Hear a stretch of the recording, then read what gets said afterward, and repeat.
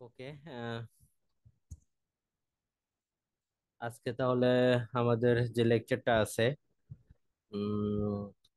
Inverter নিয়ে, সেটা নিয়ে আসলে আমরা একটু পড়াশোনা করব। বেসিক্যালি আমরা আজকে সিঙ্গেল ফেজ হাফ ব্রিজ ইনভার্টারটা নিয়েই আমরা পড়াশোনা করব। আহ, এরপর নেক্সট লেকচারে আমরা ফুল ব্রিজ নিয়ে একটু দেখবো। সো আমরা স্টেপ বাই স্টেপ একটু আগাই। সো প্রথমত যদি আমরা একটু খেয়াল করে দেখি, প্রথমে আমরা এখানে দেখতে পাচ্ছি ইনভার্টার সম্পর্কে কিছু কথাবার্তা বলা হয়েছে। তো ইনভার্টারটাকে বেসিক্যালি আমরা কি বলি, ডিসি টু এসি কনভার্টার।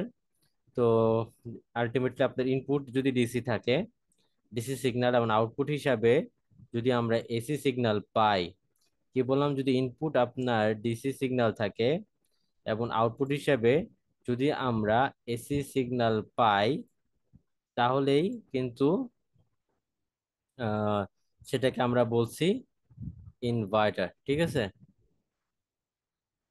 একটা মিনিট।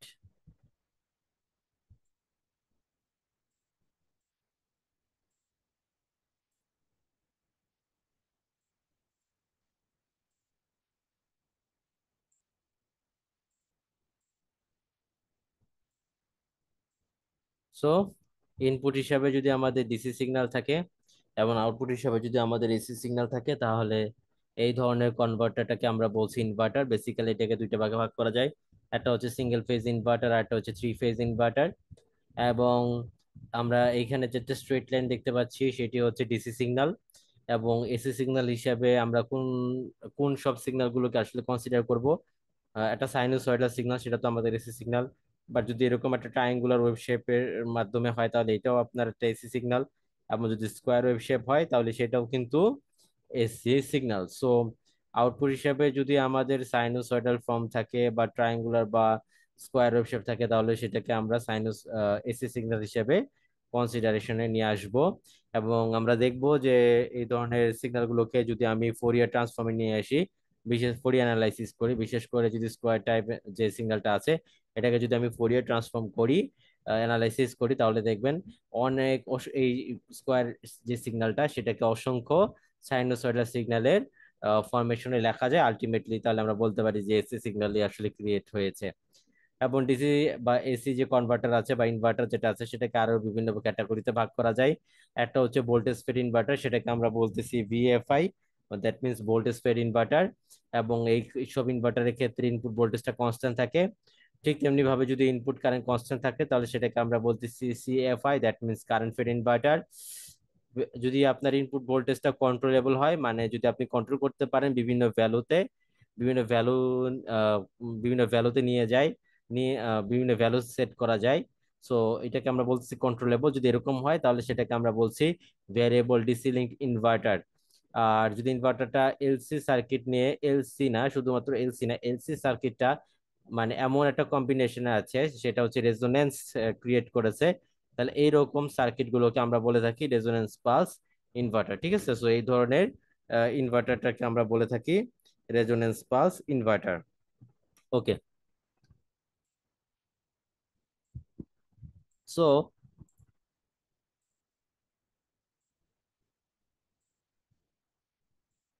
ওকে, তো এখন আমরা যেটা দেখতে চাচ্ছি, সেটা ধর সাপোজ ধরেন আমরা এখন সিঙ্গেল ফেজ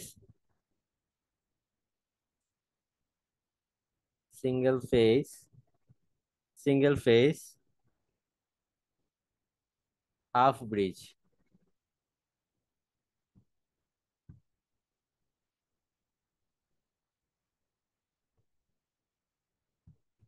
তো আমরা এখন যেটা নিয়ে আলোচনা করতে চাচ্ছি, সেটা হচ্ছে single phase half bridge inverter. Single phase half bridge inverter, এটা নিয়ে যদি আমরা একটু আলোচনা করি, সো সার্কিটটা দেখতে কিরকম হতে পারে। তো সার্কিটটার আমরা হচ্ছে ডায়াগ্রামটা আঁকি। তো আমরা এখানে যেটা ইনপুট থাকবে, ইনপুট হিসাবে অবশ্যই আমাদের ডিসি সোর্স থাকবে। ঠিক আছে, তো আমরা এই ক্ষেত্রে একটা ডিসি সোর্স দেখি। তো এরকম, এটা হচ্ছে ভিডিসি, এরকম। এবং এক্ষেত্রে হচ্ছে এটা ক্যাপাসিটর থাকবে। দুইটা ক্যাপাসিটর আমরা এমন ভাবে চুজ করেছি যাতে দুইটা ক্যাপাসিটরের মান পরস্পর সেম। ঠিক আছে। তো এখানে একটা লোড কানেক্ট করা আছে এবং তার সাথে এই যে এটা হচ্ছে আমার দুইটা ডায়োড। ওকে, এবং এই ডায়োডের অ্যাক্রসে দুইটা আইজিবিটি কানেক্ট করা আছে। এই ডায়োডের অ্যাক্রসে দুইটা আইজিবিটি কানেক্ট করা আছে।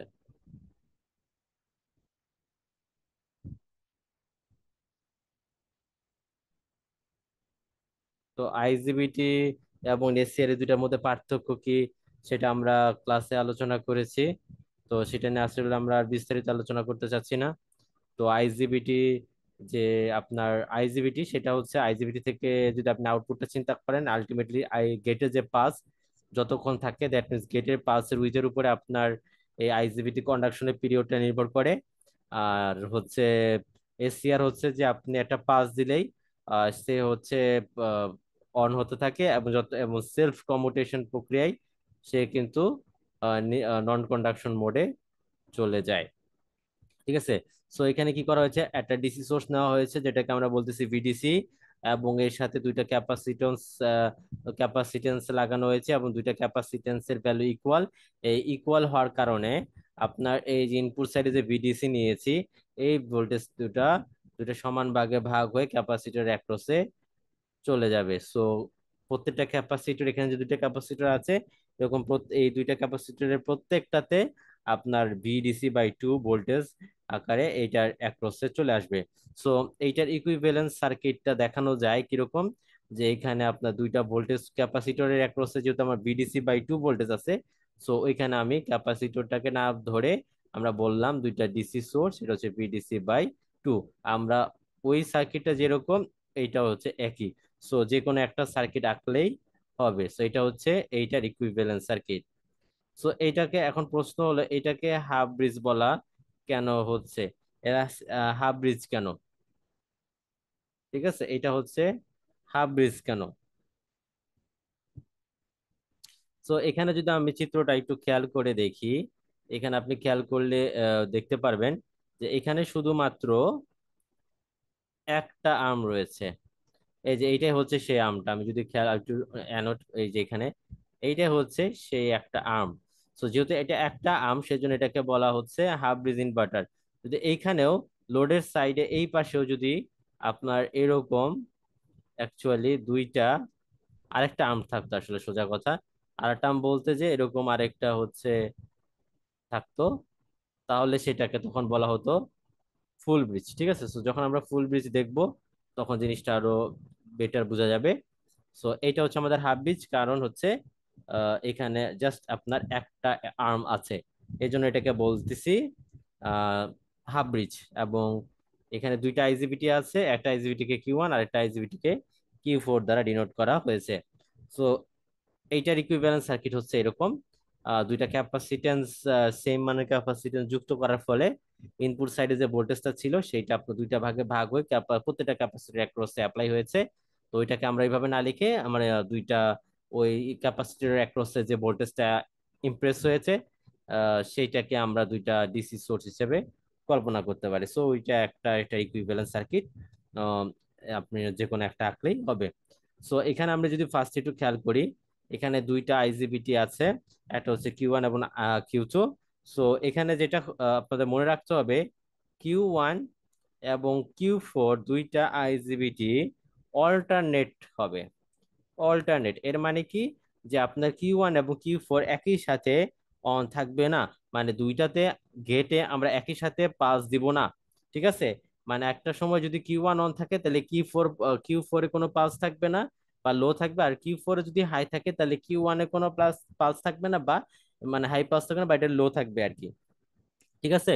সো Q1 Q4 অল্টারনেট করবে, মানে দুইটাই এখানে একই সাথে অন থাকবে না। অন যদি থাকে তাহলে কি হবে এটা নিয়ে আমরা পরে আলোচনা করব আর কি। সো আমরা যদি এখন প্রথমে চিন্তা করি যে যদি Q1 থাকে, when Q1 is on, ওকে, যদি কিউ ওয়ান আইজিবিটিটা অন থাকে, ঠিক আছে, যদি কিউ ওয়ান আইজিবিটিটা অন থাকে তাহলে কি হবে? তাহলে কিউ ওয়ান আইজিবিটিটা অন থাকা মানে আমরা আগে বলেছি যে এখানে আপনার দুইটা আইজিবিটি অন থাকবে না। সো আমরা এখানে ধরে নিয়েছি কিউ ওয়ানটা হচ্ছে অন। সো কিউ ওয়ানে যদি আপনার অন থাকে, দ্যাট মিনস কিউ ওয়ান এর জায়গায় ওটা শর্ট হয়ে যাবে। আচ্ছা, সো আর একটু ব্যাখ্যা দেই। সেটা হচ্ছে আপনি দেখেন এই ক্ষেত্রে যেটা হবে যে এইখানে আমার হচ্ছে দুইটা ডায়োড ছিল, এই যে দুইটা ডায়োড। ওকে, দুটো ডায়োড। আর কিউ ওয়ান ওয়ান থাকার কারণে এখানে এখানে আরেকটা লাইন থাকবে, ঠিক আছে, এখানে আঁকা একটু মিস্টেক হয়েছিল। সো কিউ ওয়ান যদি অন থাকে তাহলে কিউ ওয়ানটা যে সাইডে ছিল সেটা কিন্তু শর্ট হয়ে যাবে।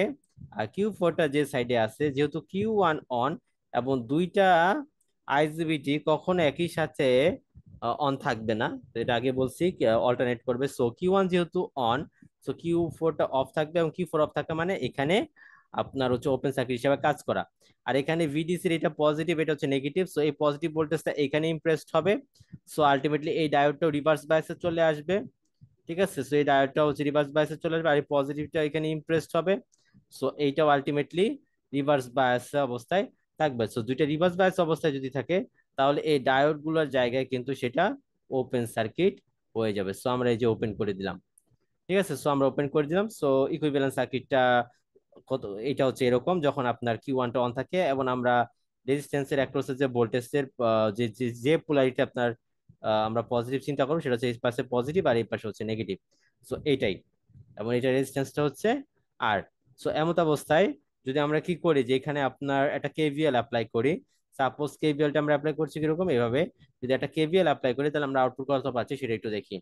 সো এখানে আমরা plus V output minus VDC by two equals to zero.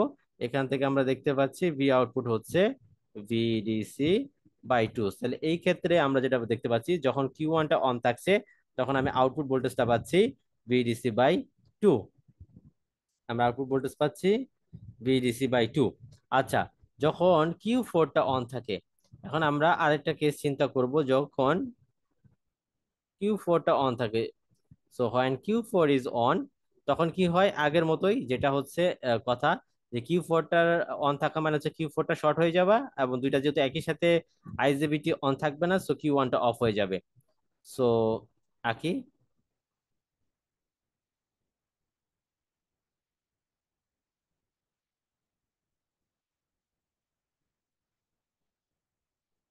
So এখানে ছিল কিউ ওয়ান শর্ট, হতে হচ্ছে ভিডিসি বাই টু, এটা হচ্ছে ভিডিসি বাই টু, এটা শর্ট যেহেতু, সো এরকম শর্ট সার্কিট। আচ্ছা, এরকম হলো। এমত অবস্থায় যদি আমি কি করি, এই সাইডে একটা কেভিএল অ্যাপ্লাই করি, তাহলে কিরকম আসতেছে? যেটা আসতেছে সেটা হচ্ছে minus VDC by two minus V output equals to zero. Ultimately আসতেছে V output equals to minus VDC by two, ঠিক আছে, minus VDC by two. So এখানে যে আমার আউটপুট ভোল্টেজটা সেটা হচ্ছে আমার V output equals to minus VDC by two. Okay, so আমরা যদি এখন কি করি, একটা গ্রাফ আঁকার চেষ্টা করি, ঠিক আছে। এখন আমরা হচ্ছে গ্রাফটা আঁকার চেষ্টা করব।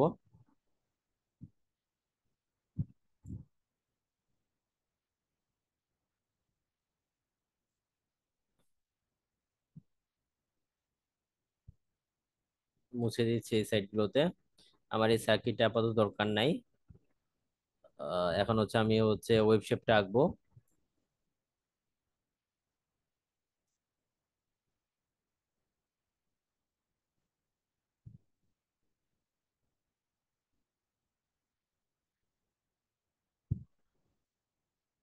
সেখানে যদি আপনার ওই যে ভিএস যেটা ইনপুট বিডিসি বাই টু, তো সাপোজ ধরেন বিডিসি বাই টু এর লেভেলটা হচ্ছে এরকম, ঠিক আছে, এটা হচ্ছে বিডিসি বাই টু, ঠিক আছে। সো এটা আসলো। এরপরে সাপোজ ধরেন এই যে কিউ ওয়ানে, that means Q one IGBT যেটা আছে সেটার যদি গেটটা হয় জি ওয়ান, তাহলে জি ওয়ানে আমরা যে টাইপের পাস দিচ্ছি সেটা সাপোজ ধরেন পাসের শেপটা হচ্ছে এরকম। এটা হচ্ছে আমরা জি ওয়ান, দ্যাট মিনস কি ওয়ান এর গেটে যে পাসটা দিচ্ছি, ঠিক আছে? সেটা দেখতে কিরকম, সাপোজ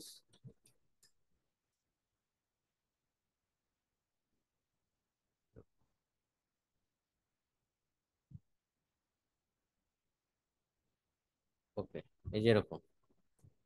এরপর জি4, দ্যাট মিনস এই যে কিউ4 যে আইজিবিটিটা আছে, এই কিউ4 আইজিবিটির গেটে, দ্যাট মিনস জি4 এ আমরা কি রকম পাস দিচ্ছি সেটা যদি আমরা দেখতে চাই তাহলে জিনিসটা হচ্ছে এরকম।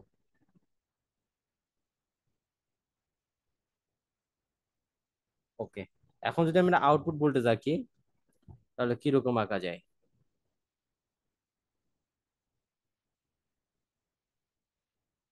আচ্ছা, সো আমরা আগে একটু লেভেলিং করে নেই। তো এখানে যদি আমরা একটু খেয়াল করি, এটা হচ্ছে জি1টা, এখানে জি4টা যে এতটুকু পর্যন্ত দেওয়া হয়েছে, আবার এখান থেকে আবার জি1 আসছে এতটুকু পর্যন্ত।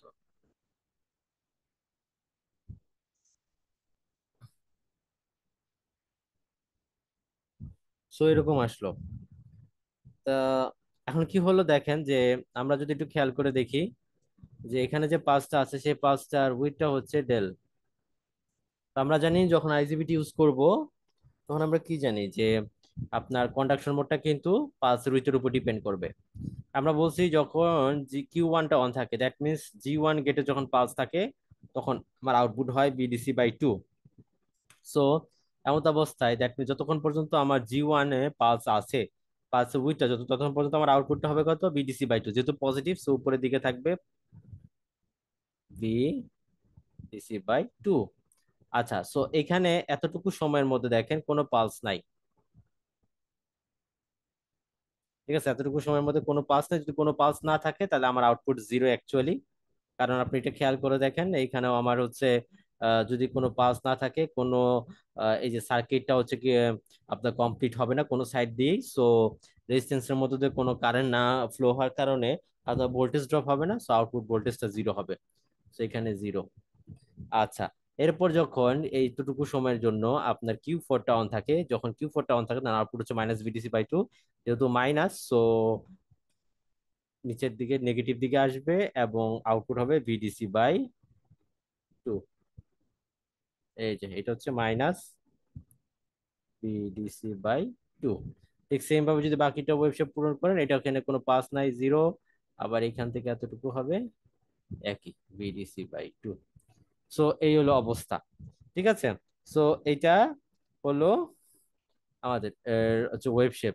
একটা জিনিস খেয়াল করা, দেখ একটা জিনিস একটু লক্ষণীয় বিষয়, সেটা হলো কি এখানে যদি আমরা একটু খেয়াল করে দেখি, আমার প্রথম গেটের যে পালস যেটা হচ্ছে ফলিং এজ, এই যে ফলিং এজ যেটা, সেই ফলিং এজ থেকে কিন্তু আমার হচ্ছে আরেকটা আইজিবিটির রাইজিং এজ শুরু হয়নি। দ্যাট মিনস এই যেখানে ফলিং এজ হয়েছে কিউ1 আইজিবিটির, এবং এখানে হচ্ছে এতটুকু সময় কিন্তু কোনো পালস হয়নি বা কোনো পালস এক্সিস্ট করেনি, এবং আলটিমেটলি কিছু সময় ডিলে করার পর, এতটুকু সময় ডিলে করার পর আলটিমেটলি আরেকটা আইজিবিটি গেটে পাস দেওয়া হয়েছে। সো এটা কেন? যদি আমি আম, এরকমই দিতাম, সাপোজ যদি জি1 এবং এখানে হচ্ছে জি4, যদি পাসটা এরকম হতো, সাপোজ এখানে এটা হয়েছে, সো আমার জি1 যে আইজিবিটি বা কিউ1 আইজিবিটি যে গেট আছে জি1, সেটা ফলিং এজটা হচ্ছে এখানে। তো আমি যদি এই ইনস্ট্যান্ট থেকে যদি আমি জি4 এ একটা পালস দেই, রাইজিং, যেটা হচ্ছে মানে রাইজিং এজ, এরকম যদি হয় তাহলে কি হয়, যদিও কি হচ্ছে এই দুইটা ক্ষেত্রে একটা ওভারল্যাপের সৃষ্টি হয়, ঠিক আছে? তো এই যে এইখানে একটা ওভারল্যাপের সৃষ্টি হয় একটা এরিয়া জুড়ে। সো এই এরিয়া জুড়ে একটা ওভারল্যাপের সৃষ্টি হয়, ঠিক আছে? সো এই ওভারল্যাপটা সৃষ্টি হওয়ার কারণে এই ওভারল্যাপটা ধরেন কিছু, এই ওভারল্যাপটা সৃষ্টি হওয়ার কারণে কি হবে, এই ওভারল্যাপটা সৃষ্টি হওয়ার কারণে আপনার কি হবে, ওই Q1 এবং Q4 এখানে যে অল্টারনেট থাকার কথা সেটা হয় না ওই সময়ের জন্য। কিছু সময়ের জন্য Q1 এবং Q4টা দুইটাই কি থাকে, অন হয়ে যায়। যদি দুইটাই অন হয়ে যায় তাহলে আমার ইকুইভ্যালেন্স সার্কিটটা কিরকম হবে, এই যে এটা শর্ট হয়ে যাবে, এই সাইডটা শর্ট হয়ে যাবে। সো এটাও শর্ট, Q1 যেখানে ছিল সেটাও শর্ট, এবং Q4 যেখানে ছিল সেটাও শর্ট।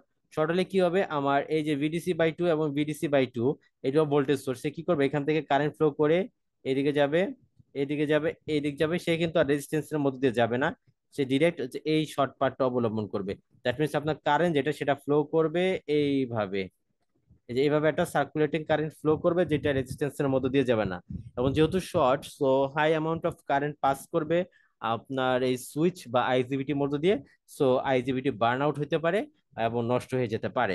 সো আইজিবিটির লংগিভিটি বাড়ানোর জন্য বা সুইচের লংগিভিটি বাড়ানোর জন্য আমরা এখানে দুইটা যে সুইচ আছে বা আইজিবিটি আছে সেটাকে দুইটাকে আমরা একই সাথে অন করি না, দ্যাট মিনস অল্টারনেট করি। এবং এবং এবং আরেকটা জিনিস খেয়াল রাখতে হয় যে একটা গেটের যেখানে ফল মানে ফলিং এজ, ঠিক সেখান থেকে আমরা আরেকটা গেটের রাইজিং এজ দেই না, কিছুটা সময় ডিলে করি। এবং এই ডিলে করার কারণে আপনার আউটপুটের একটা ছোট্ট একটা পোর্শনে আপনি জিরো ভোল্টেজ পান। এবং এই ডিলেটা খুবই কম সময়ের জন্য হয়, সেটা হচ্ছে কি অ্যারাউন্ড ধরেন মাইক্রো সেকেন্ডের জন্য, অ্যারাউন্ড মাইক্রো সেকেন্ড। সো এটা আসলে তেমন কোনো আউটপুটে তেমন কোনো প্রভাব ফেলে না আরএমএস ভোল্টেজ আউটপুটের আউটপুট অফ দ্য আরএমএস ভোল্টেজের ক্ষেত্রে। কিন্তু এই ডিলেটা দেওয়ার কারণে কি হবে, আপনার এই যে Q1 এবং Q4 অল্টারনেট হবে, মানে দুইটা সুইচ একই সাথে অন হবে না এবং সুইচের লংগিভিটি বাড়বে। সো এই হলো অবস্থা। তো আমরা যখন আউটপুট ভোল্টেজ চিন্তা করব, তখন কিন্তু আমাদের একটা স্পেকট্রাল অ্যানালাইসিস করতে হবে। আমরা এটা চলে আসবো, তো আমরা একটা নাম শুনেছি কিনা, স্পেকট্রাল অ্যানালাইসিস। এটা আসলে কি বেসিক্যালি, তো স্পেকট্রাল অ্যানালিসিস হচ্ছে আপনার এটা এমন একটা ইলাস্ট্রেশনস বা রিপ্রেজেন্টেশন যেখানে আপনার এক্স এক্সিস বরাবর আপনি ফ্রিকোয়েন্সি রাখেন। সেটা হচ্ছে পারে এফ হতে পারে বা অ্যাঙ্গুলার ফ্রিকোয়েন্সি হতে পারে। এক্স এক্সিস বরাবর ফ্রিকোয়েন্সি থাকে এবং ওয়াই এক্সিস বরাবর আপনার হচ্ছে অ্যামপ্লিচিউড থাকে। সো এইটা হচ্ছে এমন একটা রিপ্রেজেন্টেশন যে ফ্রিকোয়েন্সির সাথে কোন সিগন্যালের ম্যাগনিটিউডের সম্পর্কটা আমরা আসলে এই ইলাস্ট্রেশন থেকে খুব সহজেই বুঝতে পারি। দ্যাট মিনস কোন একটা সিগন্যালের কতগুলা ফ্রিকোয়েন্সি রয়েছে এবং ওই ফ্রিকোয়েন্সির সাথে সাথে কোন স্পেসিফিক ফ্রিকোয়েন্সি সিগন্যালের আমার অ্যামপ্লিটিউড কত সেটা জানতে গেলে আমরা হচ্ছে স্পেকট্রাল অ্যানালাইসিসটা কাজে লাগে। এবং যখন আমরা টিএইচডি বা টোটাল হারমোনিক ডিস্টরশন মানে পড়াশোনা করব তখন আসলে স্পেকট্রাল অ্যানালাইসিসটা কাজে লাগে। সো এইটা হচ্ছে আমার স্পেকট্রাল অ্যানালাইসিস, যেখানে এক্স অ্যাক্সিস বরাবর হচ্ছে আপনার ফ্রিকোয়েন্সি থাকবে এবং ওয়াই অ্যাক্সিস বরাবর আপনার ম্যাগনিটিউডটা প্রদর্শিত হয়। ঠিক আছে, এইটাই হচ্ছে হচ্ছে স্পেকট্রাল অ্যানালাইসিস অ্যাকচুয়ালি। আচ্ছা, সো এখন এখান থেকে আমরা কিছু সামারাইজ করব। তো প্রথমত হচ্ছে সামারিটা কি, যে আমরা যদি টি চেঞ্জিং টি, যদি আমরা গেটের টিটা চেঞ্জ করি, চেঞ্জিং টি অফ গেট, তার মানে টাইম পিরিয়ডটা যদি চেঞ্জ করি গেট পালসের, যদি আমি টাইম পিরিয়ডটা চেঞ্জ করি তাহলে অ্যাকচুয়ালি কি চেঞ্জ হয়, উইল চেঞ্জ। তাহলে changing T off gate pulse will change what, কি চেঞ্জ করবে। আপনি দেখেন আমরা বলতেছি যে এইটা আমরা যদি গেট পালসের একটা পিরিয়ড চিন্তা করি, তাহলে এইখান থেকে শুরু হয়ে এইখানে, দ্যাট মিনস এই যে এতটুকু হচ্ছে আমার একটা পিরিয়ড গেট পালসে, যেটাকে আমরা বলছি টি। যদি আমি পিরিয়ডটা চেঞ্জ করি তাহলে কিন্তু কি হবে, দেখেন পিরিয়ডটা যদি এই সাইডে মানে আরেকটু যদি বাড়ানো যেত তাহলে কিন্তু আপনার কি হইতো, যে এটা চিন্তা করতে হবে যে এখানে আসলে কি হচ্ছে। যদি টাইম পিরিয়ড যেটা আমি যদি গেট পালসের টিটা চেঞ্জ করি, টিটাকে যদি আমি কম বেশি করি, তাহলে কি হবে, সাপোজ যদি এখানে টিটা আর একটু বেড়ে যায়, তাহলে কি হবে, এই পোর্শনটা এই যে এইটা, এই যে রাইজিং এজটা, সেটা এইখানে না এসে ধরেন আপনার এই যে এইখানে আসলো, মানে আমি হচ্ছে টিটাকে একটু বাড়াই দিলাম। এরকম যদি হয় তাহলে কি হইতো, তাহলে যেটা হইতো আপনার এই যে তাহলে কি হইতো, এই যে আপনার হচ্ছে এটা একটু সরে এসে এই যে এরকম হইতো। সো আপনি যদি আর কমাই দেন তাহলে এটাও কমে যাবে। দ্যাট মিনস কি হচ্ছে দেখেন, আপনার ফ্রিকোয়েন্সি চেঞ্জ হবে, মানে টাইম পিরিয়ড চেঞ্জ হচ্ছে, আউটপুট ভোল্টেজের টি টিটা চেঞ্জ হচ্ছে, কারণ আগে ছিল টিটা এই পর্যন্ত, এখন এখানে হওয়ার কারণে আপনার টিটা হবে কোন পর্যন্ত, আপনার সাপোজ যে এই পর্যন্ত টি হবে, আউটপুটের এই পর্যন্ত টি হবে। সো আলটিমেটলি আমি যেটা বলতে চাচ্ছি যে আপনি যদি গেট পালসের টি চেঞ্জ করেন, টাইম পিরিয়ড চেঞ্জ করেন, তাহলে আপনার আউটপুট ভোল্টেজেরও টাইম পিরিয়ড চেঞ্জ হবে, এবং আলটিমেটলি এটা টি চেঞ্জ হওয়া মানে আমার হচ্ছে আউটপুট ভোল্টেজের ফ্রিকোয়েন্সি চেঞ্জ হওয়া, যেহেতু আমরা সূত্রটা জানি টি ইকুয়ালস টু 1/f। সো এইভাবে হচ্ছে আমরা কোন একটা আউটপুট ভোল্টেজের ফ্রিকোয়েন্সি চেঞ্জ করতে পারি ইনভার্টারের মাধ্যমে। আচ্ছা, এরপরে হচ্ছে সেকেন্ড যে সামারি, সেটা হচ্ছে যে যদি আমরা ডেল চেঞ্জ করি, চেঞ্জিং ডেল ডেল যদি চেঞ্জ করি, দ্যাট মিনস পালসের যে উইডটা আছে,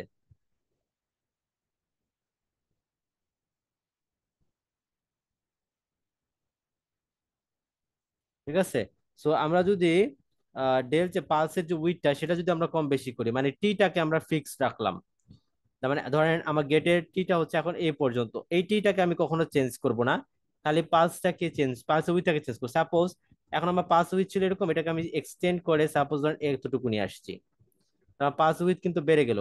পালস উইথ যদি বেড়ে যায় তাহলে কি হবে, এই ভিডিসি হাই যে থাকার পরিমাণটা সেটাও বেড়ে যাবে, সেটা বেড়ে যাবে, ঠিক আছে, সেটাও বেড়ে যাবে। তাহলে তখন আউটপুট হবে যে এখান থেকে এরকম, তখন আর এখানে কিন্তু আর জিরো ভোল্টেজ থাকবে না, সো এরকম হবে, এবং এটা হচ্ছে নেগেটিভ। সো আমার কি হচ্ছে দেখেন, যে আমার কিন্তু ভোল্টেজে হাই ভোল্টেজ থাকার পরিমাণ বাড়তেছে। সো যদি আমি গেটের পাস উইথ বাড়াই দিই তাহলে হাই ভোল্টেজের পরিমাণ বাড়বে পজিটিভ দিকে, আর যদি কমাই দিই তাহলে নেগেটিভ সাইডে ভোল্টেজের পরিমাণ, আলটিমেটলি আমার ভোল্টেজ আমি পাবো, জিরো ভোল্টেজের পরিমাণ কমে যাবে। সো যদি আমি পাস উইথটা বাড়াই, দ্যাট মিনস ডেলটা যদি আমি ইনক্রিজ করি, আর যদি ডেলটাকে যদি আমি ডিক্রিজ করি বা কমাই দেই, তাহলে আপনার ওই ভিডিসি পজিটিভ বা নেগেটিভের দিকের পরিমাণটা কম পাবেন, এবং জিরো ভোল্টেজের পরিমাণ বা বেশি থাকা, জিরো ভোল্টেজটা থাকার পরিমাণটা বেড়ে যাবে। সো আলটিমেটলি কি হচ্ছে, যদি আমি পালস উইডটা চেঞ্জ করি তাহলে আমার আউটপুট ভোল্টেজের যে আউটপুট ভোল্টেজ আরএমএস এর আউটপুট যে ভোল্টেজটা সেটা চেঞ্জ হবে। তো এইভাবে কোনো একটা আমরা আউটপুট ভোল্টেজের আরএমএস ভ্যালুটা চেঞ্জ করতে পারি, ঠিক আছে। সো এই হলো অবস্থা, আমরা সামারাইজে চলে আসলাম। এখন আমরা যদি একটু সার্কিটটা দেখি, দেখেন এখানে কি হয়েছে, যে এখানে দুইটা আইজিবিটি আছে, একটা হচ্ছে কিউ ওয়ান এবং কিউ ফোর, এবং দুইটা কমন প্রান্ত কোনটা, এই যে এই প্রান্তটা। সো আমরা যদি এইটুকু অংশটুকু একটু সেপারেট করে আঁকি, তাহলে আমরা দেখতে পাচ্ছি যে আইজিবিটি গুলো কানেকশন কিভাবে আছে।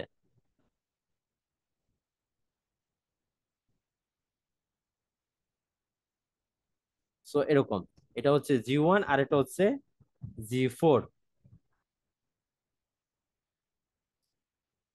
আইজিবিটি কানেকশনটা এরকম আছে। তো এখানে যেটা হচ্ছে একটু আমরা যদি খেয়াল করি, আমরা তাহলে যে আইজিবিটি তে গেটে পাসটা কিভাবে দিব, সাপোজ ধরেন এখানে আমার গেটে একটা পজিটিভ, গেট থেকে আমরা একটা পাস দিচ্ছি।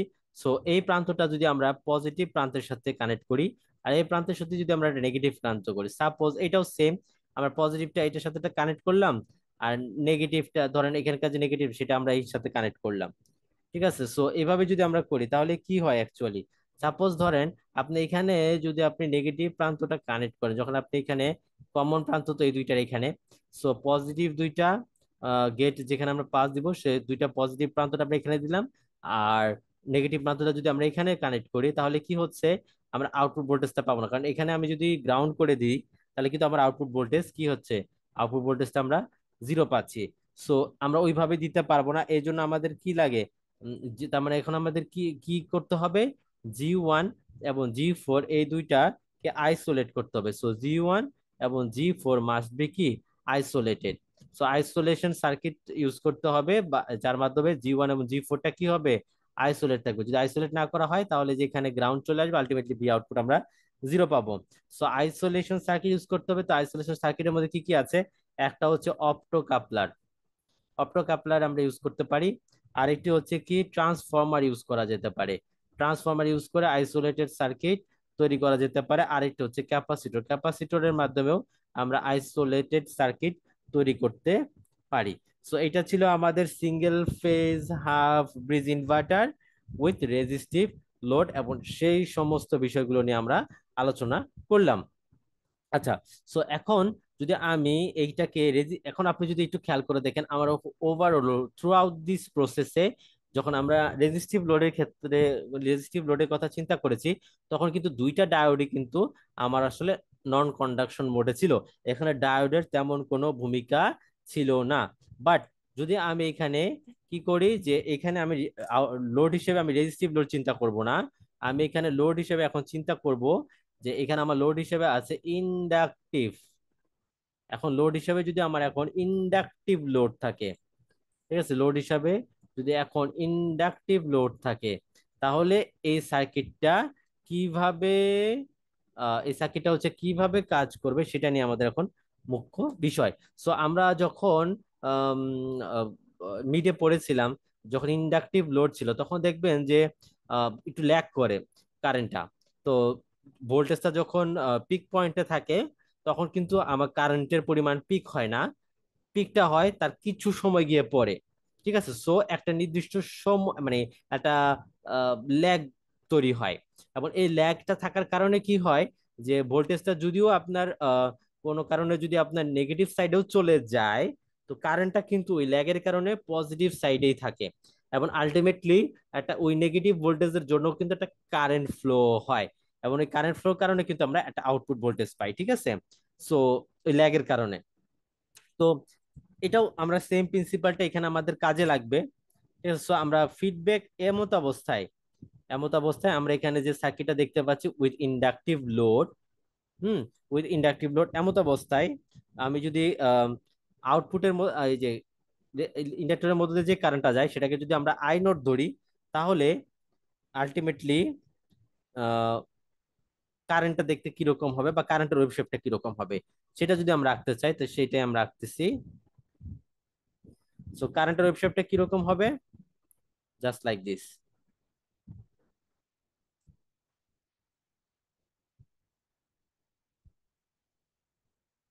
কারেন্টের ওয়েভ শেপটা এরকম হবে। ঠিক আছে, সো এইখানে একটা পয়েন্ট আছে, এখানে একটা পয়েন্ট, এবং এখানে একটা পয়েন্ট। সো এই প্রত্যেকটাকে আমরা ভাগ করতে পারবো, এটা সমান চারটা ভাগে ভাগ হয় আর কি, পুরা টাইম প্রসেসকে সে চারটা ভাগে ভাগ করেছে।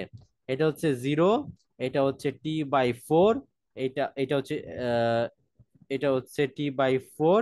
তারপর এখানে আরেকটা পয়েন্ট আছে, যে পিক যে পয়েন্টটা, আচ্ছা এটা হচ্ছে T/4। এইটা হচ্ছে আপনার আহ আহ, এটা হচ্ছে T/4 এর সাথে আরেকটা, এটা 3T/4।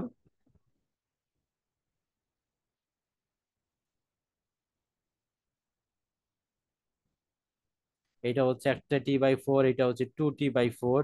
আচ্ছা সরি, এটা হচ্ছে 3T/4 না, এটা হচ্ছে একটা, এটুকু হচ্ছে একটা T/4, এটা হচ্ছে আরেকটা T/4। So T/4 plus T/4, 2 × T/4, so T/2 এইটা। আর এখানে এইটা হচ্ছে আরেকটা T/4 সেগমেন্ট, সো T/2, মানে এটা হচ্ছে T/4, একটা দুইটা T/4, এটা হচ্ছে আরেকটা T/4, তার মানে 3T/4 এই পয়েন্টটা। আর এটা হচ্ছে একটা T/4, এটা দুইটা T/4, এটা তিনটা T/4, এটা চারটা T/4, তার মানে 4 × T/4, আলটিমেটলি এটা হচ্ছে টি। সো এইটা হচ্ছে আমার আউটপুটে যে কারেন্টটা যায়। এখন আমরা যদি এখানে একটু ডিভিশন আউটপুট, তাহলে আমার এখানে আউটপুট ভোল্টেজটা কিরকম হবে সেটা যদি আমি আপনাদেরকে একটু এঁকে দেখাই, এটা ব্যাখ্যা আমি দিব। সো আউটপুট ভোল্টেজের যে ডিরেকশনটা হবে,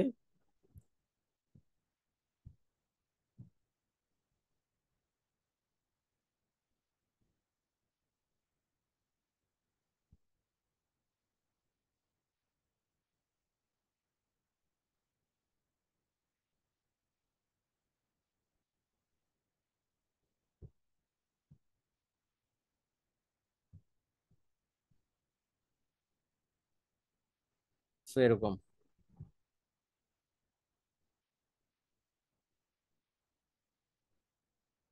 ঠিক আছে, সো এইটা আমি ব্যাখ্যা দিব।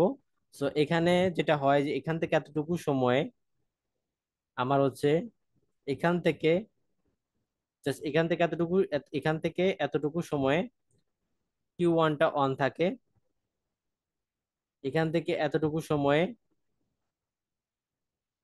D4, এটা যদি আমার হয় D1, এটা হচ্ছে D4 সাপোজ। সো D4টা কন্ডাকশনে থাকে, অন থাকে। আবার এখান থেকে এতটুকু সময় Q4টা অন থাকে, আর এখানে বা এতটুকু সময় দুইটা কিন্তু সেম জিনিস। সো এখানে আমার D1টা অন থাকে। তো এই হলো আমার কোন সময় কোন ডায়োডটা বা সুইচটা অন থাকে সেটা ইলাস্ট্রেশন। মানে এখানে যদি আপনি খেয়াল করেন, এখান থেকে এতটুকু সময়ে আপনার ভোল্টেজটা পজিটিভ প্লাস ভি আউটপুট বা কারেন্টটা হচ্ছে কি নেগেটিভ। এতটুকু সময় যদি চিন্তা করেন, এখানে কারেন্ট পজিটিভ আছে, ভোল্টেজও পজিটিভ। সো ভোল্টেজ এবং কারেন্ট দুইটাই পজিটিভ। আবার এতটুকু সময়ের জন্য যদি চিন্তা করেন, ভোল্টেজ নেগেটিভ আবার হচ্ছে কি, এবং কারেন্টটা পজিটিভ। সো ভোল্টেজ নেগেটিভ কিন্তু কারেন্টটা পজিটিভ। আবার এতটুকু সময় যদি চিন্তা করেন, কারেন্টটা নেগেটিভ দিকে চলে আসছে, ভোল্টেজও নেগেটিভ। সো ভোল্টেজ নেগেটিভ, কারেন্টও নেগেটিভ। সো সেটার আমরা এখন ব্যাখ্যায় যাচ্ছি আর কি। তো আমরা যদি এখান থেকে, এটা হচ্ছে আমরা এখন এটা এটা এখান থেকে যদি এতটুকু সময় যদি চিন্তা করি, তার মানে T/4 থেকে আমরা এখন T/2 এতটুকু সময়ের মধ্যে যদি চিন্তা করি, তাহলে কি হচ্ছে?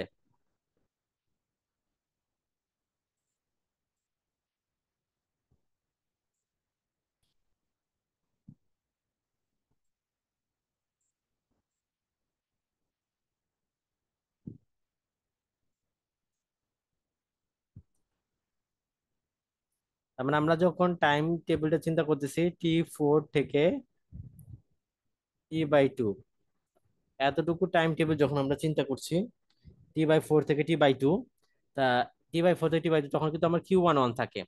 সো Q1 অন, তার মানে ইকুইভ্যালেন্ট সার্কিটটা হবে কিরকম? ইকুইভ্যালেন্ট সার্কিটটা হবে জাস্ট লাইক দিস।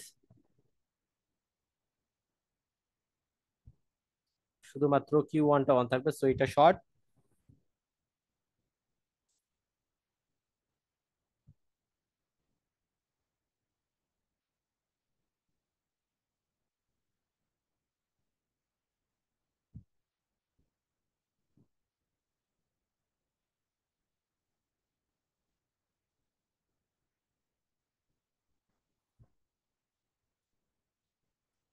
নিচের সাইডটা হচ্ছে আপনার এই যে ওপেন থাকবে।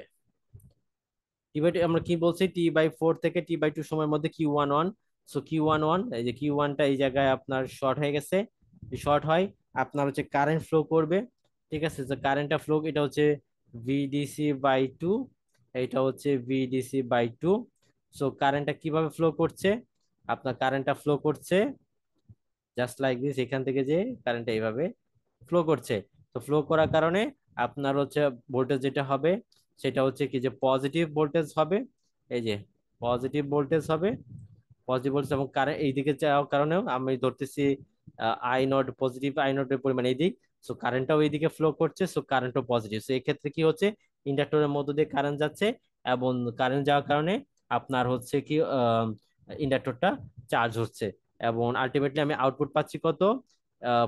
ভি ভি আউটপুট হচ্ছে আমার VDC/2। আপনি কি কেভিএল অ্যাপ্লাই করে দেখতে পারেন। সো এখান থেকে আমরা সেটা দেখতে পাচ্ছি, এই যে দেখেন চার্জ হচ্ছে, চার্জ হচ্ছে, এবং আমরা আউটপুট পেলাম VDC/2। এই যে, সো এই হলো T4 থেকে আপনার T2 পর্যন্ত, T/2 পর্যন্ত অবস্থা। এরপরে যদি আমরা যাই, দ্যাট মিনস T/2 থেকে যদি আমরা T/4 এই সময়টুকু যদি আমরা খেয়াল করি, দ্যাট মিনস এতটুকু সময়, T/2 থেকে যেটা হচ্ছে 3T/4, এতটুকু সময়ের জন্য যদি আমরা চিন্তা করি, আর এটা হচ্ছে 3T/4, আর টি হচ্ছে যে এখানে, এখানে টি।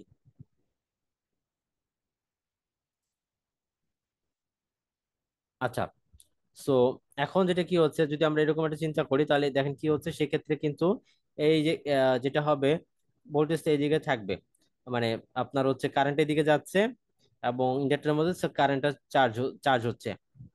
এখন কি হবে, যদি এমত অবস্থায় যদি আমরা কি করে দেই, Q1টাকে অফ করে দেই, তো ইন্ডাক্টরের কাজ হচ্ছে কি, যে কারেন্ট চেঞ্জটাকে বাধা প্রদান করে। সো ইন্ডাক্টরের মধ্যে দিয়ে যে কারেন্ট যাচ্ছিল, সে কিন্তু কারেন্টটাকে ওই দিকেই ফ্লো করাতে চাবে। আমরা যদি ইকুইভ্যালেন্ট সার্কিটে দেখি, তাহলে ইন্ডাক্টরের মধ্য দিয়ে কারেন্ট যাচ্ছিল আপনার আহ ডান দিক থেকে বাম দিকে। সো সে বাম দিক থেকে সরি ডান দিক থেকে বাম দিকে। সো সে কিন্তু এইদিকে কারেন্ট ফ্লো করাইতে চাবে। সো এইদিকে যদি কারেন্টটা ফ্লো করাইতে চায়, এখন সে কি করবে, যেহেতু ইন্ডাক্টরের ধর্ম ওইটা, যে তার মানে সে তখন T/4 থেকে T/2 সময়ে আপনার সোর্সের কারণে ইন্ডাক্টরের মধ্যে দিয়ে যে চার্জ স্টোর করে রাখছিল সেই শক্তিটা সে এখন খরচ করবে, যাতে করে কারেন্টটা সে একই দিকেই ফ্লো করতে পারে। দ্যাট মিনস ডান দিক থেকে বাম দিকে। সো এইভাবে যদি কারেন্টটা ফ্লো করে, সো কারেন্টের তখন কি করবে, এইভাবে যাবে, যে এইভাবে সার্কুলেট করবে এবং আলটিমেটলি D4 এর মধ্য দিয়ে D4টা তখন কন্ডাকশন মোডে চলে আসবে। সো আমার এই ক্ষেত্রে ইকুইভ্যালেন্স সার্কিট যেটা হবে, D4 যেটা ছিল সেখানে যে D4 এর জায়গাটা এখানে শর্ট হয়ে যাবে। তার মানে ডায়োড যে D4 যেটা আছে সেটা কন্ডাকশন মোডে চলে আসবে।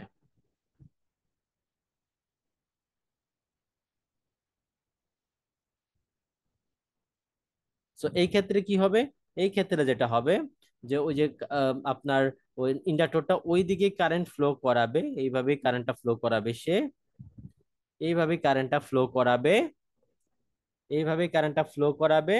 বাট সে কি হচ্ছে, ওই যে ইন্ডাক্টর আগের অবস্থায় যেটা চার্জ, যেটা চার্জ স্টোর করে রাখছিল, এখন ওই স্টার ওই যে এনার্জিটা ছিল সেই এনার্জিটাকে সে এখন ব্যয় করে একই দিকে কারেন্টটাকে ফ্লো করানোর চেষ্টা করবে, বাট এই ক্ষেত্রে কারেন্টটা ডিসচার্জ হবে।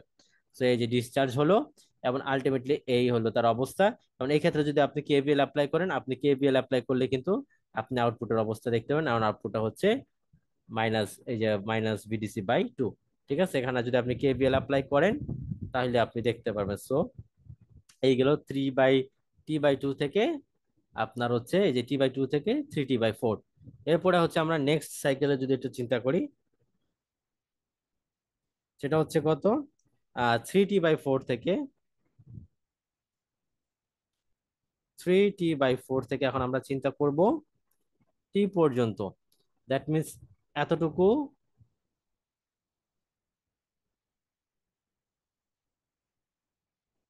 এতটুকু সময়ের জন্য,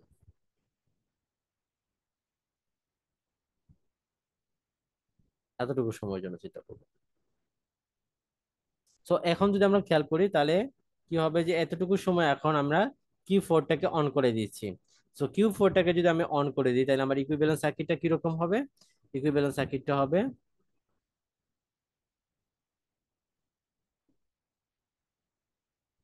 Q4 যেহেতু অন, সো এটা শর্ট হয়ে যাবে।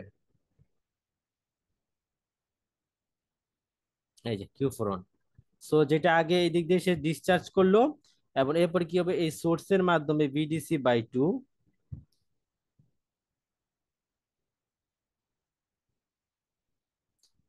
যখন ইন্ডাক্টরটা এই দিকে সে কারেন্টের ফ্লোটাকে সে একটা কি করবে, নিজের এনার্জিটাকে আহ, মানে যে স্টোর করা ছিল সেইটাকে সে ইউজ করে সে কারেন্ট প্রবাহ বাধাটাকে সে কি করবে, চেঞ্জ করবে।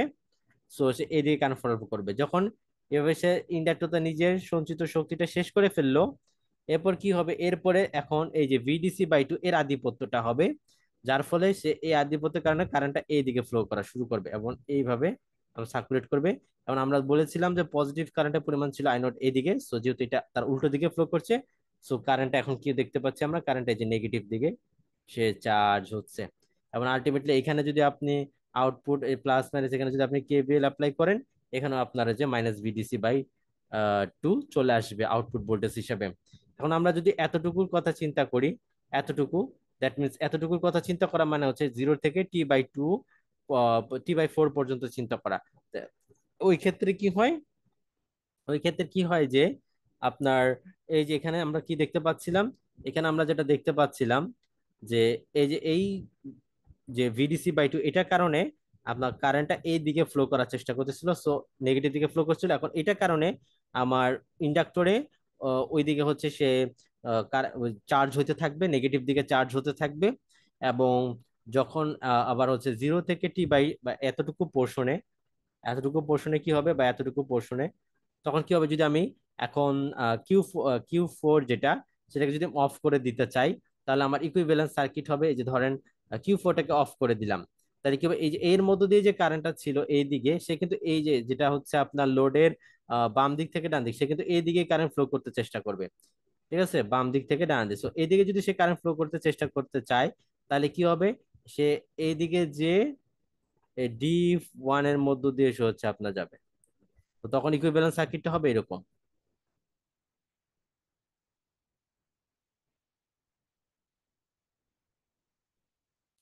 তখন আপনার ইকুইভ্যালেন্ট সার্কিটটা হবে এরকম।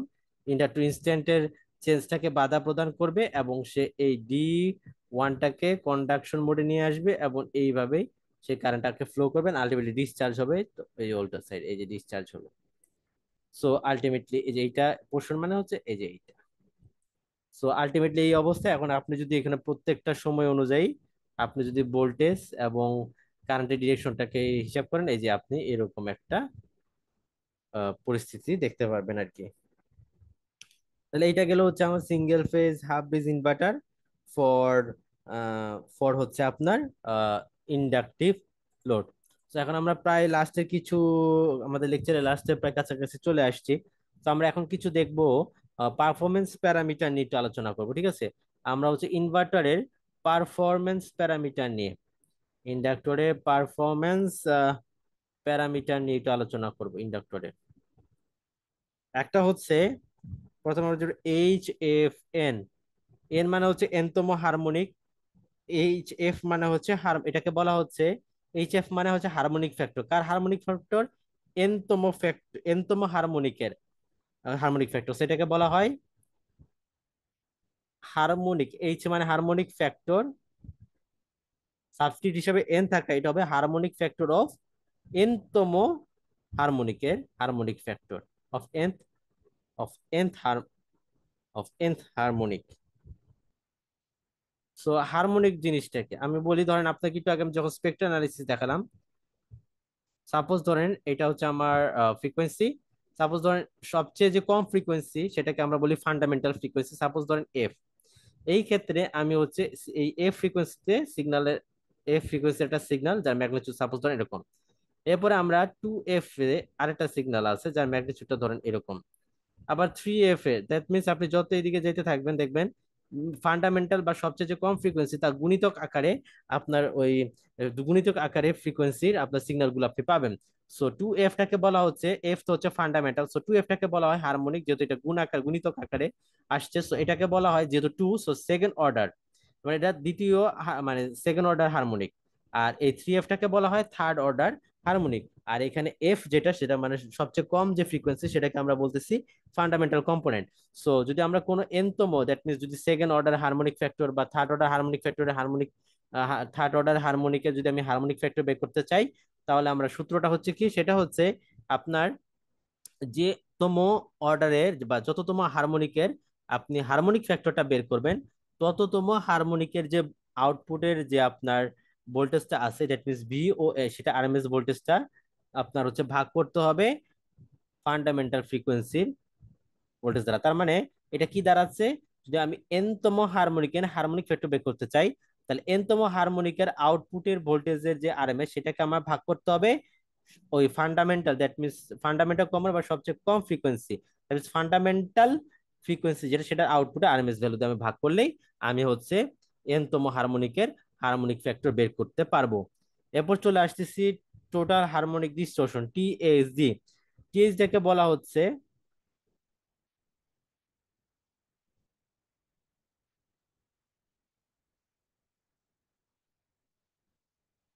টিএসডি টাকে বলা হচ্ছে টোটাল হারমোনিক ডিস্টরশন।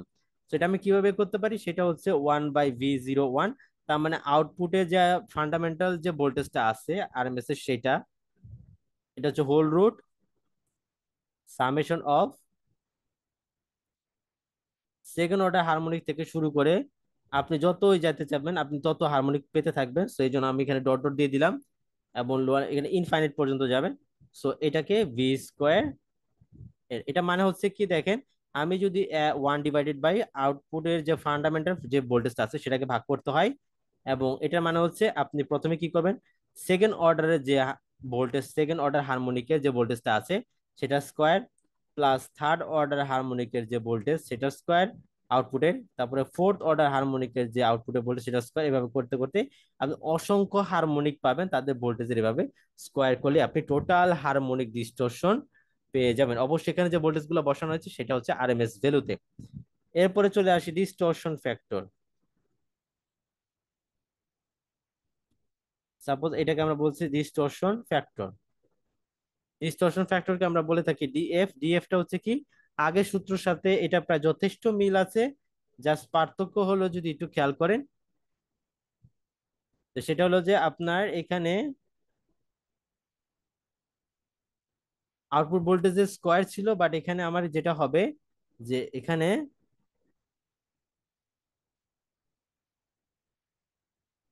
আউটপুট ভোল্টেজের যে আরএমএস এনতম অর্ডারের এনতম হারমোনিকের আউটপুট ভোল্টেজ ডিভাইডেড বাই আপনার যততম হারমোনিক এন সেটার স্কোয়ার। সো আলটিমেটলি এটাকে যদি আমি একটু ভেঙে লিখি, সাপোজ ধর আমার তো এখানে অসংখ্য হারমোনিক থাকবে আপনি জানেন। সো V01, এবং এটাকে লেখা যায় সেটা হচ্ছে, ধরেন এটা সেকেন্ড, এখন এটা তো ফান্ডামেন্টাল লিখলাম, এখন সেকেন্ড তম থেকে শুরু। সো সেকেন্ড তম সেকেন্ড অর্ডার হারমোনিকের output voltage RMS divided by হচ্ছে 4, যেহেতু যেহেতু 2, টু স্কোয়ার 4। তারপর আসবে কত, থার্ড তম হারমোনিক অর্ডারের output RMS voltage divided by 3 square, that means হচ্ছে কত, 9। সো এইভাবে চলতে থাকবে। এটা হচ্ছে আমার টোটাল ডিস্টরশন ফ্যাক্টর।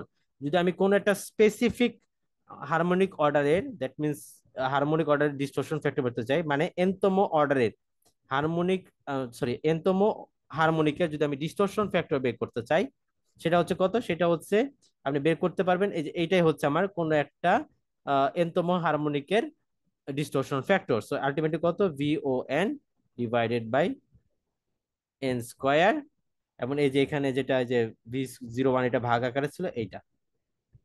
তো আমি যদি বলি যে সেকেন্ড তম হারমোনিক অর্ডারের আপনার হচ্ছে ডিস্টরশন ফ্যাক্টর কত, দ্যাট মিনস DF2, তাহলে সেটা কত, সেটা হবে V02 সেকেন্ড তম order output voltage, output RMS voltage divided by 2 square, that means 4। আর আপনাকে ভাগ দিতে হবে ফান্ডামেন্টাল ফ্রিকোয়েন্সির আউটপুট ভোল্টেজ দ্বারা, সো 001, এটা হচ্ছে আরএমএস ভ্যালু। ঠিক আছে, সো এইটা হচ্ছে আমার কোন DF2, মানে সেকেন্ড অর্ডার হারমোনিকের ডিস্টরশন ফ্যাক্টর। আরেকটা টার্ম আমাদের জানতে হবে, সেটা হচ্ছে LOH। এটাকে বলা হচ্ছে লিস্ট, এটাকে বলা হচ্ছে লিস্ট অর্ডার হারমোনিক, হ্যাঁ, এটাকে বলা হয় lowest order harmonic, sorry lowest. So আমরা তো জানি যে লোয়েস্ট হারমোনিক, তো একটা সিগন্যালকে, বা আপনি যদি একটা স্কোয়ার সিগন্যাল যদি আপনি চিন্তা করেন, সেখানে আপনি অসংখ্য হারমোনিক পাবেন। ঠিক আছে, অসংখ্য হারমোনিক পাওয়া যাবে একটা সিগন্যালের জন্য, 3F, 4F, 5F, 6, ঠিক আছে, 3F, 4 এভাবে করতে করতে আমরা চলতে থাকবে। তো আমরা অ্যাকচুয়ালি কততম হারমোনিক পর্যন্ত আমরা আমাদের কনসিডারেশনে নিয়ে আসবো, বা কততম হারমোনিকের সিগন্যাল আমরা হচ্ছে চিন্তা করব বা আমাদের কনসিডারেশনে থাকবে, সেটা হচ্ছে যে তততম হারমোনিক নিয়ে আমরা চিন্তা করব যতক্ষণ, ধরেন এটা একটা ভ্যালু আছে, এই ভ্যালুটা ধরেন আপনার এই ভ্যালুটা হচ্ছে VM। সো যে হারমোনিক, যততম হারমোনিক ফ্যাক্টরের ভ্যালু, লাস্ট যে হারমোনিক মানে সর্বোচ্চ যে হারমোনিক সিগন্যালের ভ্যালু আপনার, আপনি যতই অর্ডার হারমোনিক অর্ডার বাড়াবেন, তত কিন্তু আপনার সিগন্যালের যে ম্যাগনিটিউডটা সেটা কিন্তু কমতে থাকে। সো যতক্ষণ পর্যন্ত আপনার হারমোনিক অর্ডার পর্যন্ত আপনার সিগন্যালের যে ম্যাগনিটিউড সেটা যদি আপনার এ ফান্ডামেন্টাল ফ্রিকোয়েন্সি 3% পর্যন্ত থাকবে, ঠিক তত ওইটা আপনি অতটুকু পর্যন্ত আপনি হচ্ছে কনসিডার করবেন। তার মানে এটা যদি আপনি চিন্তা করেন, আমি যদি 5F এ যাই, তাহলে এটা 4F এর সিগন্যালের তুলনায় 5F এর যে সিগন্যালের ম্যাগনিটিউড সেটা একটু কমে যাবে। আলটিমেটলি এখানে ছিল আপনার VM এর 3%, এবং এরপরে গেলে কিন্তু সেটা আরো কমে যাবে।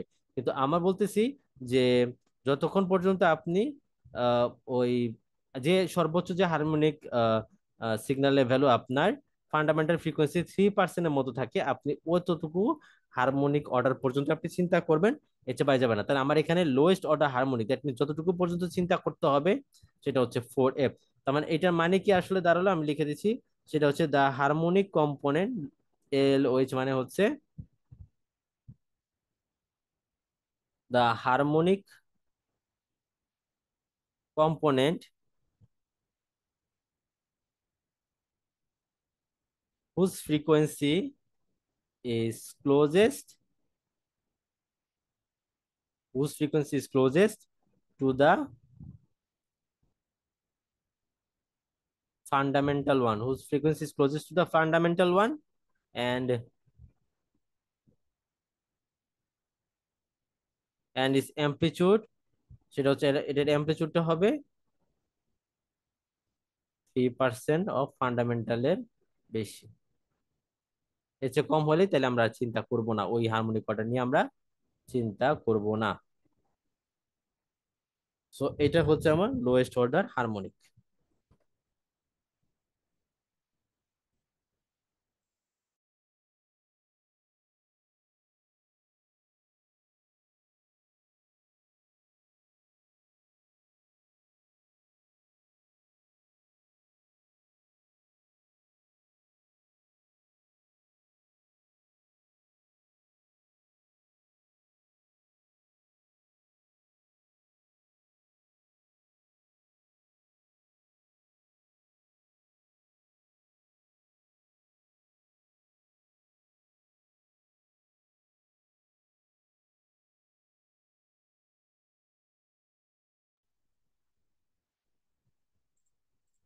আচ্ছা, তো এখন আমরা হচ্ছে সিঙ্গেল ফেজ হাফ ব্রিজ ইনভার্টারের আউটপুট যে আরএমএস ভ্যালু সেটা আমরা বের করব। ঠিক আছে, আউটপুট যে আরএমএস ভ্যালু সেটা আমরা বের করব। সো আমাদের যে ওয়েব শেপটা ছিল সেটা যদি আমরা একটু খেয়াল করে দেখি।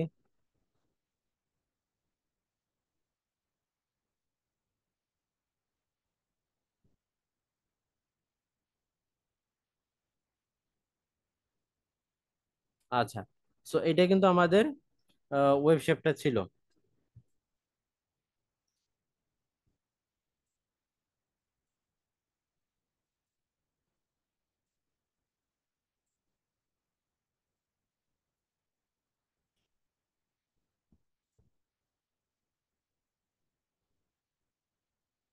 ওকে,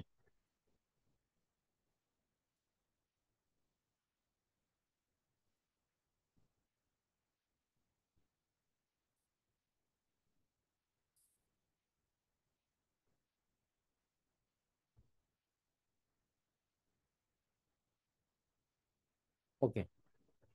সো আমরা যদি এখন আউটপুট ভোল্টেজ আরএমএস ভোল্টেজ বের করি, আরএমএস ভোল্টেজটা বের করার সূত্র কি?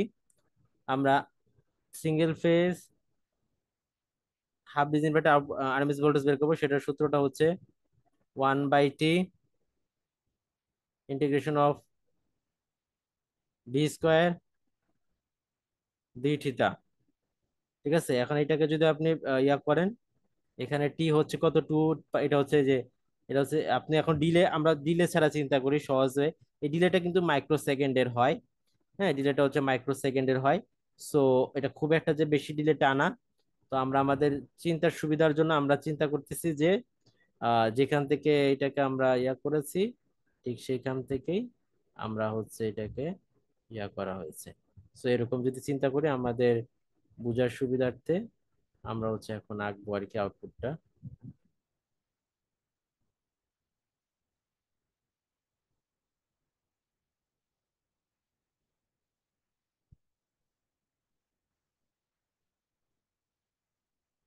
তো এরকম হবে আর কি। সো এটা হচ্ছে জিরো। হুম,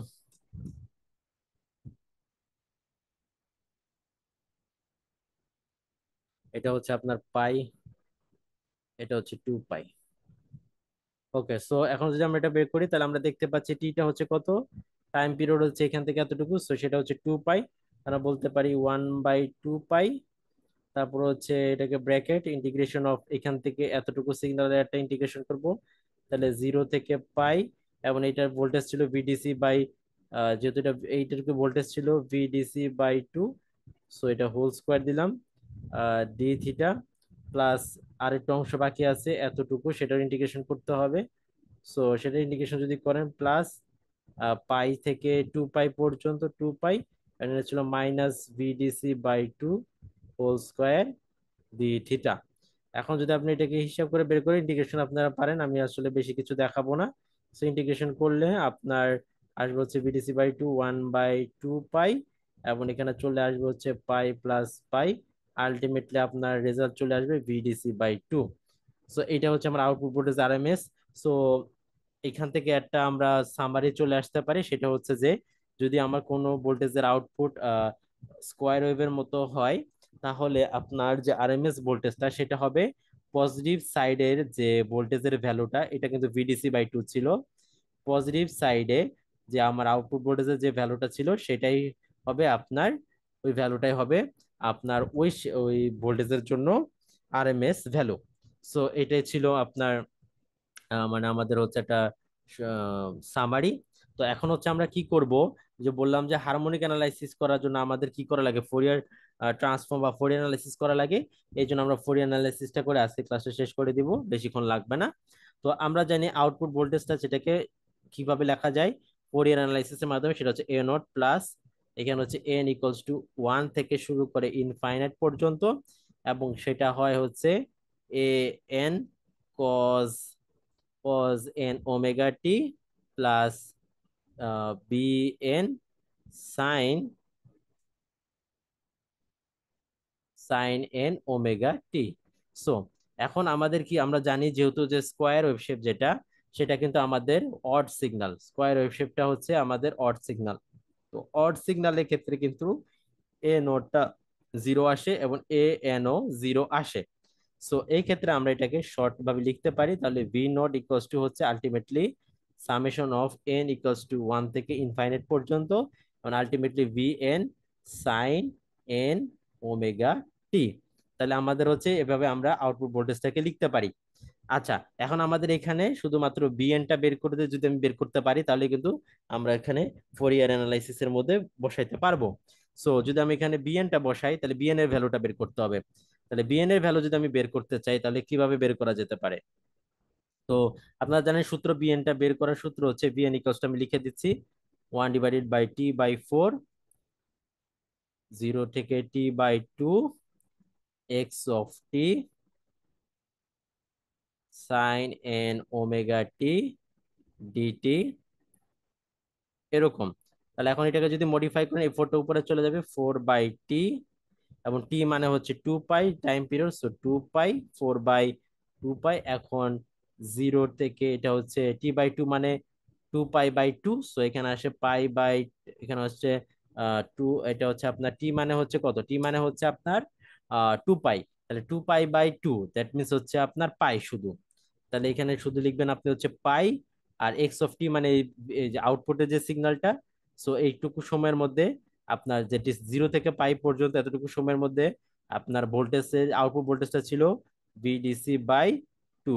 তাহলে সেটা লিখলেন, এবং এখানে আসলো সাইন এন ওমেগা টি, এভাবে ডিটি, মানে এখন আপনি ডিটিটাকে করে নিলাম আর কি, ডামি ভেরিয়েবল হিসেবে।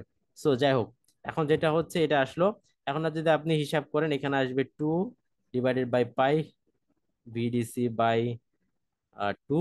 এই টুটা এখানে কাটাকাটি চলে যাবে, এবং এখানে আপনার আহ, এই ইন্টিগ্রেশন করলে আপনার চলে আসবে হচ্ছে মাইনাস হচ্ছে cos N omega T divided by হচ্ছে এন, এবং এখানে আপনার ইয়াটা বসাতে 0 থেকে পাই পর্যন্ত এই যে যে ভ্যালুটা বসাইতে হয়। সো আলটিমেটলি আপনার রেজাল্ট আসবে হচ্ছে VDC/ হচ্ছে পাই এন, আর এখানে আসবে 1 - cos n পাই। এইটা ছিল আমার বিএন এর ভ্যালু। এখন আরো একটু যদি চিন্তা করি, আমরা জানি যে cos 0 = 1, দ্যাট মিনস যদি এন সমান সমান যদি আমার ইভেন নাম্বার হয়, তাহলে দেখবেন এখানে 1 চলে আসবে। সো সকল ইভেন এন যদি ইভেন হয়, তাহলে 1 - 1 0, আলটিমেটলি ভিএন এর ভ্যালু 0 চলে আসবে সকল জোড় সংখ্যার জন্য। বাট এন যদি আপনার অড নাম্বার হয়, তাহলে এখানে এই কজ এখানে -1 চলে আসবে, তাহলে এই 1 এই মাইনাস মাইনাস এটা প্লাস হয়ে যাবে, তাহলে 2, তাহলে আসবে VDC/পাই এন ইন্টু এখানে 2 আকারে গুণ চলে আসবে। সো আমরা বলতে পারি, তাহলে এখানে আমি যদি বসাই, তাহলে ভি আউটপুট আসবে। আমরা তো এখানে সব জোরের জন্য বাদ দিয়ে দিব, কারণ জোরের জন্য ভিএন ইকুয়াল টু আপনার 0 আসে, তো সেগুলো যেহেতু সব 0, সো আমার তো আসলে এগুলো দরকার নাই। সো শুধুমাত্র অডের জন্য আমরা হচ্ছে পাবো, সো ইকুয়াল টু 1, তারপর হচ্ছে 3 5 এভাবে চলতে থাকবে ইন ইনফাইনাইট পর্যন্ত। এবং তখন এই বিএন এর ভ্যালু হয় এই যে এইটা।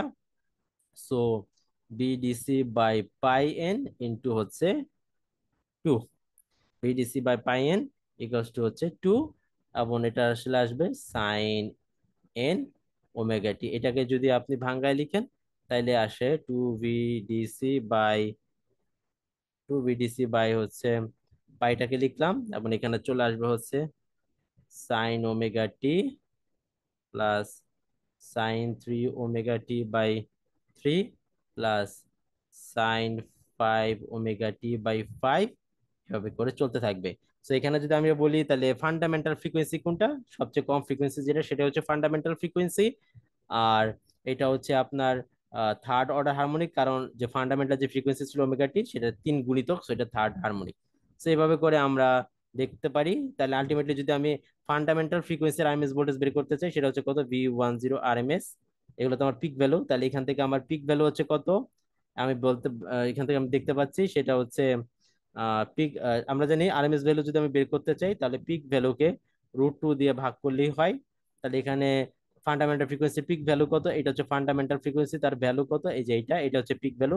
সো 2 VDC/পাই, এটাকে যদি আমি কি করি, √2 দ্বারা ভাগ দিই, তাহলে চলে আসবে। সো আলটিমেটলি এখান থেকে আপনি বের করে নিয়ে আসতে পারবেন ভি আর প্রপোজ। এখান থেকে আমরা ক্লাসে দেখাইছিলাম কিভাবে output fundamental output voltage RMS voltage বের করা যায়। তারপর হচ্ছে কিভাবে ফান্ডামেন্টাল কারেন্ট কম্পোনেন্ট, ওগুলো দেখতে হবে, ফান্ডামেন্টাল কারেন্ট কম্পোনেন্ট কিভাবে বের করা যায়, এবং আলটিমেটলি কিভাবে আমরা এরপরে ভোল্টেজ যখন ফান্ডামেন্টাল বের করলাম, এরপর যখন ফান্ডামেন্টাল কারেন্ট বের করলাম, এই দুইটা থেকে আমরা কিভাবে ফান্ডামেন্টাল কারেন্টটা বের করতে পারি, সেটাও কিন্তু আমরা ক্লাসে দেখিয়েছি। ঠিক আছে। সো ফান্ডামেন্টাল কারেন্টটা কিভাবে বের করা হয় সেটা যদি আপনি এখানে একটু দেখেন, সেটা হচ্ছে কিভাবে, আমরা তো জানি যে ভোল্টেজটা বের করে ফেলছি। সো আপনি এখন আপনি কারেন্টের জন্য যদি বের করতে চান, সোজা হিসাব, কারেন্ট হচ্ছে আই নট কারেন্ট হচ্ছে আই নট ইকুয়ালস টু হচ্ছে কি, ভোল্টেজকে যদি আপনি ইম্পিডেন্স দিয়ে ভাগ দেন তাহলে চলে আসবে। সো এখানে আসবে হচ্ছে n = 1 3 5 এভাবে ডট ডট দিয়ে আছে ইনফাইনাইট।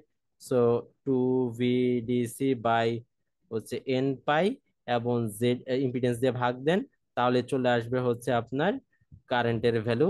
সো এখান থেকে আমি যদি হিসাব করি, n = 1 3 5 dot dot dot infinite, এবং আপনি ভিডিসি ইম্পিডেন্স যেটা আছে জেড এন, সেটাকে যদি আপনি ভ্যালু বের করেন, আলটিমেটলি কত আসবে, R² প্লাস হচ্ছে n omega L whole square sine, আর এখানে হচ্ছে থাকার কারণে আপনার একটা ল্যাগ সৃষ্টি হবে, সো θn।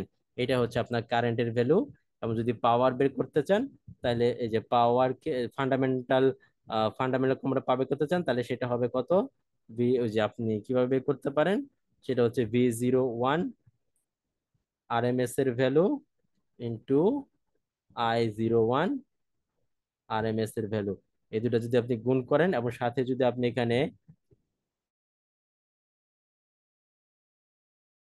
এবং সাথে যদি এখানে আপনাকে কি নিয়ে আসতে হবে, cos θ1 নিয়ে আসেন, তাহলেই কিন্তু আলটিমেটলি চলে আসবে। ঠিক আছে। তো এটা যদি ব্রেকডাউনটা একটু দেখায়, তাহলে আসবে হচ্ছে আপনার আহ 2 VDC, নিজেরা করবেন, π/√2 ইন্টু এখানে আসবে হচ্ছে 2 VDC হচ্ছে π√2, দেন cos θ1 আনলিমিটেড চলে আসবে, দেন এখানে সামথিং লাইক চলে আসবে হচ্ছে 2 VDC/পাই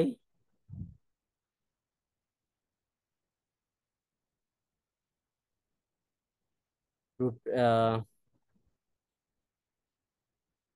এটা আমি আর অ্যান্সারটা দেখাবো না, এইটাই ভাবে করবেন। এই যে V01 যে আরএমএসটা আছে যেখানে চলে আসছে, এখানে বের করবেন। এখানে আপনি θn=, এখানে আপনি সরি n=1 বসিয়ে I01 এর যেটা আছে সেটা বের করবেন পিক ভ্যালু, তারপর পিক ভ্যালুকে √2 দিয়ে ভাগ করবেন, যে ভ্যালুটা আসবে ওটাই যেখানে বসাই দিবেন, এটার সাথে বসাই দিবেন, তাহলে আপনি পাওয়ারটা বের করবেন।